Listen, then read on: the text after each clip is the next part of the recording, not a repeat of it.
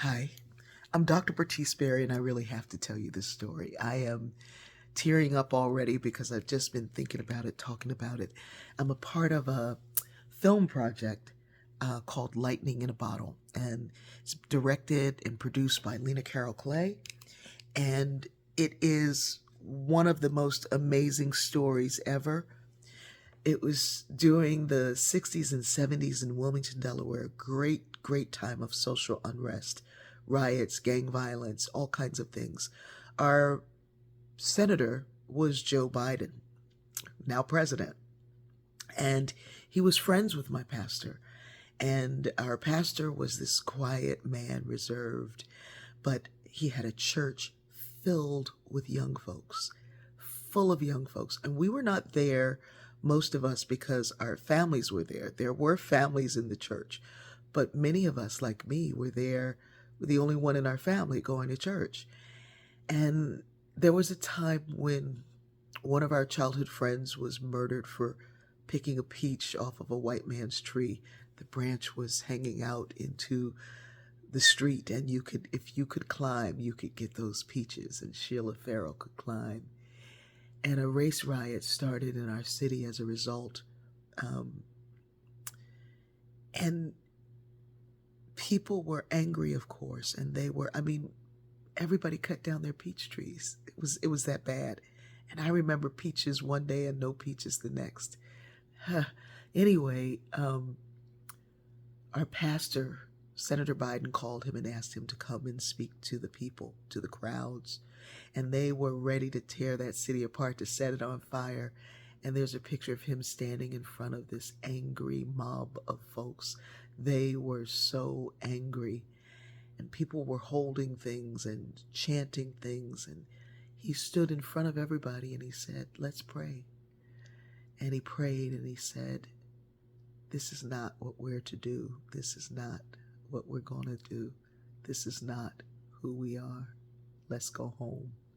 Let's go home and hug our children and pray with our family and tell our mothers that we love them. Let's go home." And everybody turned around and went home. And there were times of things you just couldn't hold in your head and your heart, but we'd go to church and pray and sing, and a whole new thing was happening. And the folks who are in this choir now are a few are in their 50s, but most of us are in our 60s, some 70s, some 80s. And they rehearse from time to time. They've had 2 rehearsals so far, and I Zoom myself in, and others Zoom in from wherever we are so we can watch. And the sound of this choir is like when we were young. And there are not many people who can show up to rehearsal during the week because we're scattered, and most folks are not in Wilmington, Delaware. I plan to go home before the reunion in March. But the sound of that choir still captures that lightning in a bottle. And it is amazing, and it fills my heart.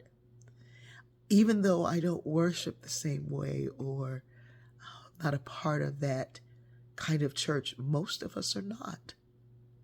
But we've gone on to do incredible things wherever we are, and it started with that lightning in a bottle. It started with a hunger and a thirst for doing and living and being in something that could be right. When everything else was so wrong, we hungered and thirsted for something beautiful. He that hungereth and thirsteth for righteousness, he shall be filled. One more time. He that hungers. He that hungereth and thirsteth for righteousness,